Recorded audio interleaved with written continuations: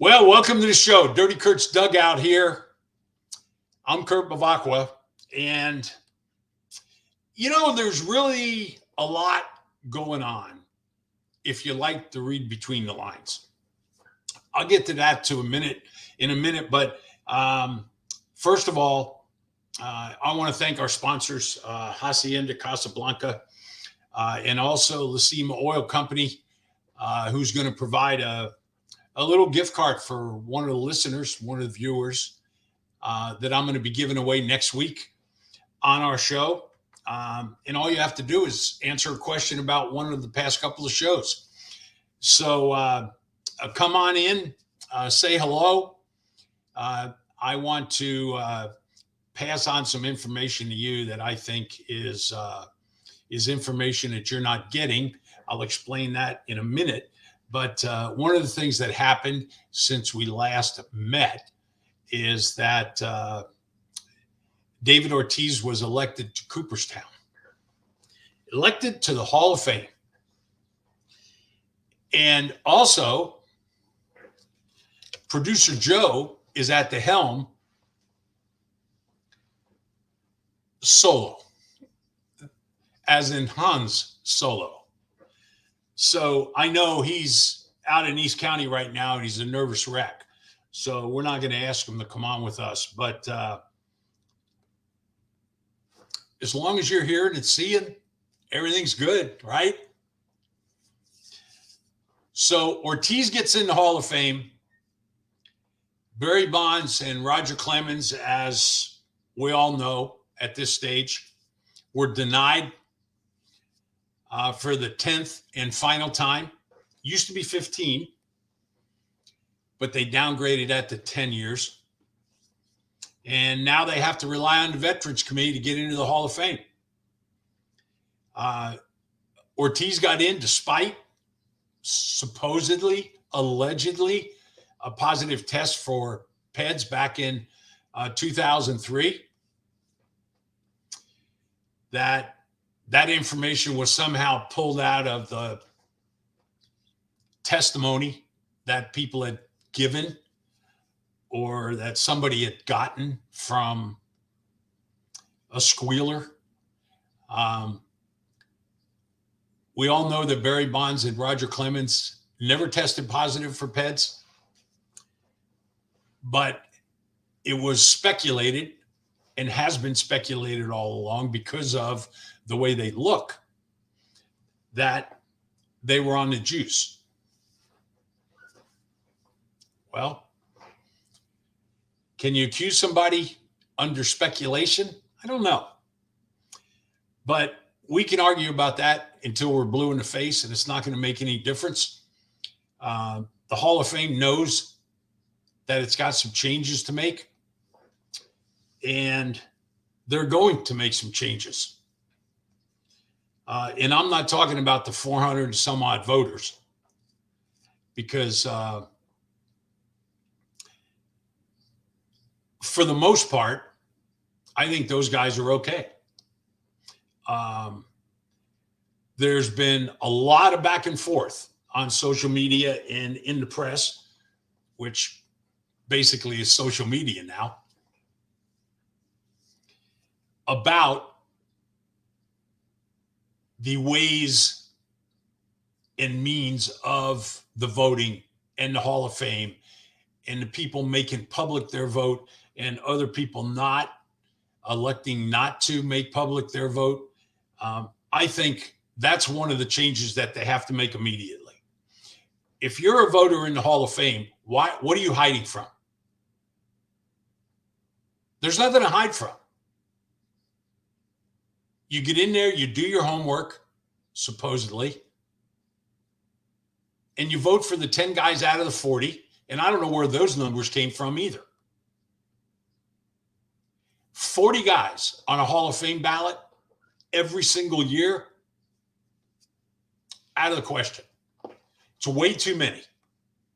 There's nobody that's going to get 5 or 6% of the vote in year one, and all of a sudden 9 years later gets 75% of the vote. It's just not going to happen. If a guy didn't get a good percentage of the vote. And by that, I'm talking 35% and up. He's not going to get voted in the Hall of Fame. And if he does, there's something wrong.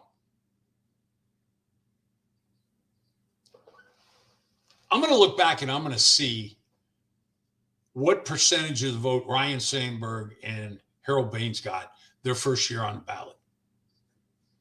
And I know it sounds a little suspect, me throwing those two guys' names out, but so be it.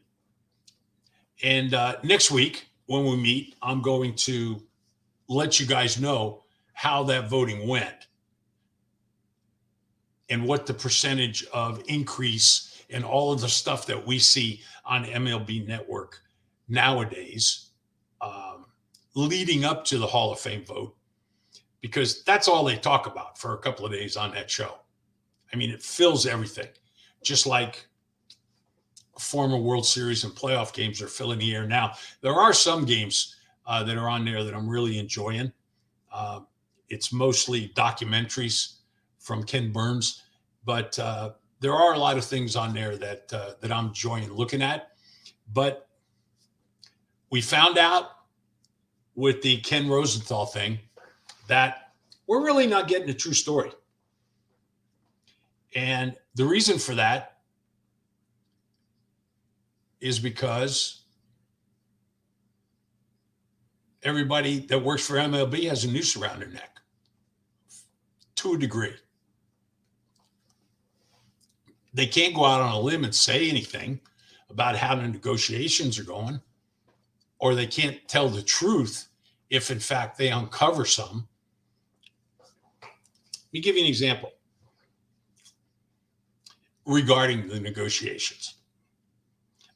I think they should take Clark and Manfred, separate them, and send one to one end of the earth and the other one to the other end, and then let them come back after negotiations are done and the CBA signed, sealed, and delivered, courtesy of Bruce Meyer and Dan Hallam. That's what I think, because these guys do not like one another. I know Barry Bloom disagreed with me, but I think Barry's full of crap when it comes to this subject. These guys do not like one another. Rob Manfred, I believe, is out to do damage to the union, as he has the last couple of years, little bits and pieces. Tony Clark's fighting for his life and job right now, and these guys are going to go to war with each other unless cooler heads prevail and the lawyers get him in the room and tell him to shake the cobwebs out and let's get this thing going. So here's what's happened in the last couple of days. We all know that these guys aren't meeting for hours every single day to try to get this thing done, even though spring training is supposed to start within 2 weeks. Guess what? That's not going to happen. I just got a call from a friend of mine who is sick over the fact that he just called Scottsdale and canceled his spring training trip that he takes every year with his family to go out and watch baseball. These are the behind scenes things that we're not hearing about. Joe, I know you're not going to come on because you got a lot to do, but do we have any viewers and listeners? Because I'm not seeing people come up on this StreamYard thing. So I'm wondering if I've got the settings wrong, because I want to say hi to people that join us. So if I screwed it up, then so be it. I'm going to have to figure it out on our next podcast. But we're going to shorten this podcast up today, and we're going to bring you more podcasts because of everything that's going on. But getting back to what's going on. Okay. Major League Baseball Players Association agreed, and this was the way it was written, that they would no longer seek to change the 6-year service time requirement to get the free agency. If you're not familiar with that rule, it's the day that a guy reaches the major leagues, he has to have 6 full years before he's eligible to become a free agent. Therefore, giving him the ability to go out and negotiate freely with all of the major league clubs.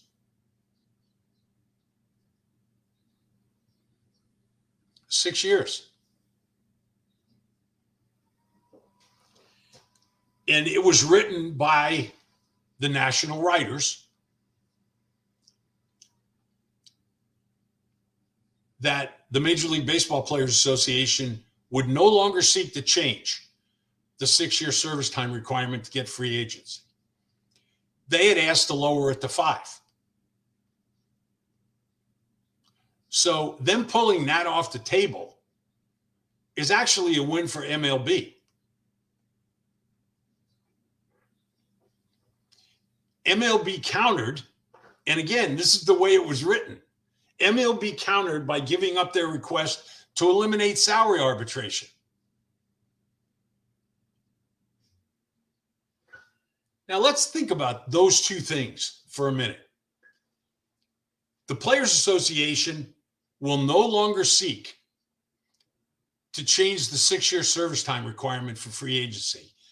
And MLB is giving up on its request to eliminate salary arbitration. Those two things alone should tell you where these negotiations are. Where MLB has the Players Association by their throat on the ground and they're choking the hell out of them. That's what those two things are telling. Here's another good one. MLB says that it no longer is offering to take away cost of living increases to the pension plan. So it threatened the Players Association with taking away cost of living increase, which has been implemented ever since I can remember. So they threatened to take it away. And now in their negotiation,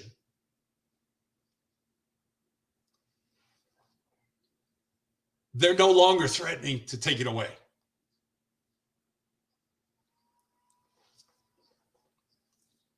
Wow. I tell you what, Tony Clark's fighting for his life. He's fighting for his job. So expect this thing to go on for a little while. Unfortunately. I hate to tell you that. But let me give you another little hint. You remember a short while back, the headlines were, if you're wondering what that giant sunlight that just came in on this side of me is, it's the sun coming in the door entrance right now. And wow, I guess I'm going to have to put a shade on that window if I'm going to continue to do the show from here. But at least it's not blocking me out, which probably a lot of you might want. So we've got a couple more minutes here. If you remember, this big headlines and everything was out in the media where MLB announced that it was going to pay for housing for all minor league players. Well, guess what? It's just come out that the minor league association, and they have no union, trust me, they have no union, is questioning what the offer is for Major League Baseball because nobody knows. Nobody knows what the situation is on how much it'll pay for, whether or not players can bring their families and have them be able to also be housed and not just with 3 other players in the same house, including the woman's husband. And if the guy's got a couple of kids, yeah, minor league players are married and have a family. So it's not like a dormitory setting where Major League Baseball says, I'll pay for the housing for all of these guys, 4 guys to a room, 2 guys to a room, whatever it is. Nobody knows. So with that said, it's a big question mark. And minor league baseball also just announced that this year's AAA schedule will be 150 games instead of 140. We all know that minor league baseball is controlled by Major League Baseball. So what do we got going on here? I'll let you form your own opinion. Dave Chestnut just said, Kurt, I really feel if baseball doesn't get this worked out, they're going to lose out to the NFL. Well, they've already lost out to the NFL. One playoff weekend, if that didn't get tens of thousands, possibly hundreds of thousands of baseball fans away from baseball over to the NFL, nothing did. And right now, Major League Baseball, nor, and I'm going to point out the Players Association also, they're doing nothing to promote the game.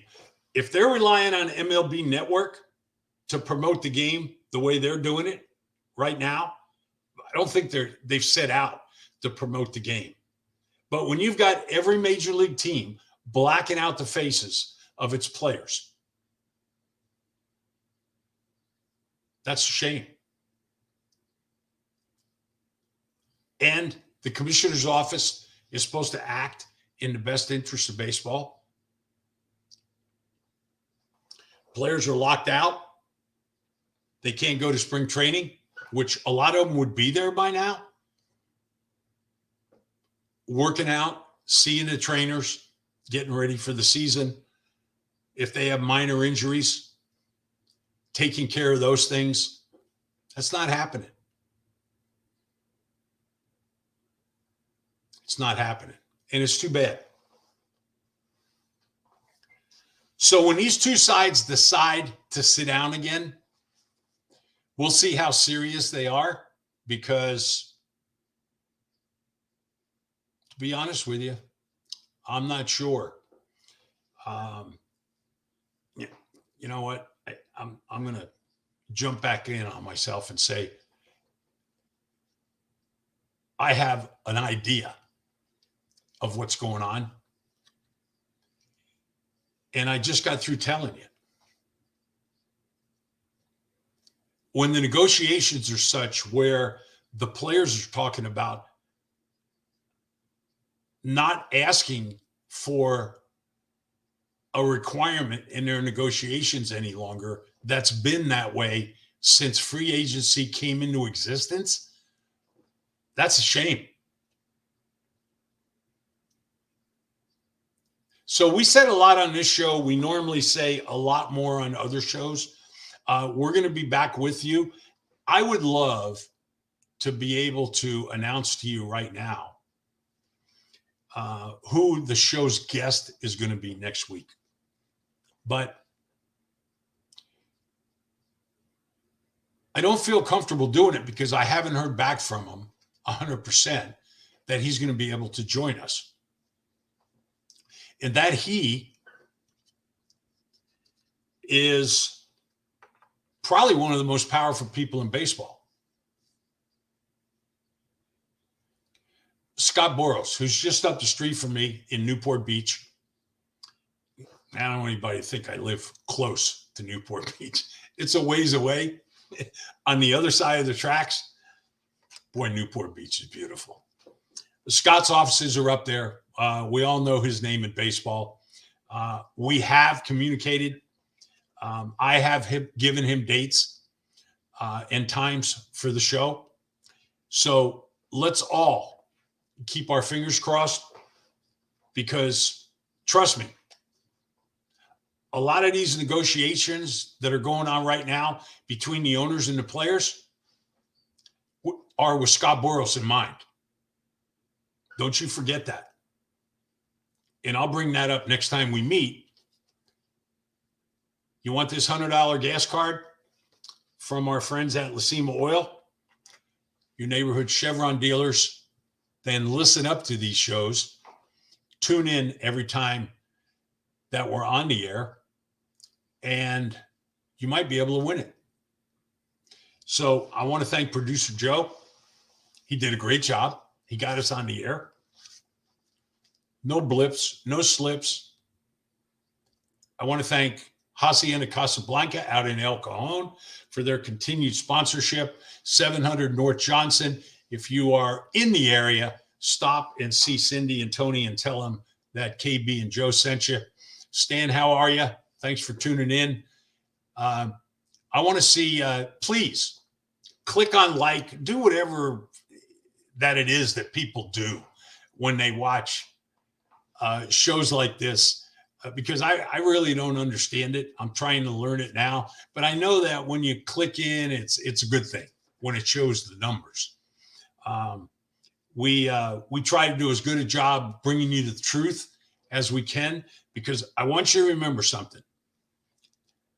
All of the major national writers that you're getting all your information on, or most of the information,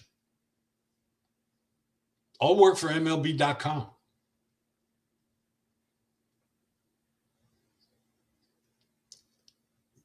Can I say all? Maybe I'll refrain from saying all. Most work for MLB.com. So when you see an article about what's going on with the CBA, don't look for these guys to bash MLB, because they're not going to do it. Look for them to start bashing the Players Association, because it will get to that when things get really dirty here in the next couple of weeks. And they're going to. So until next time, this is Kurt Bevacqua, Dirty Kurt's Dugout, saying goodbye. And don't forget to tune in and let your friends know about the show. Bye, folks.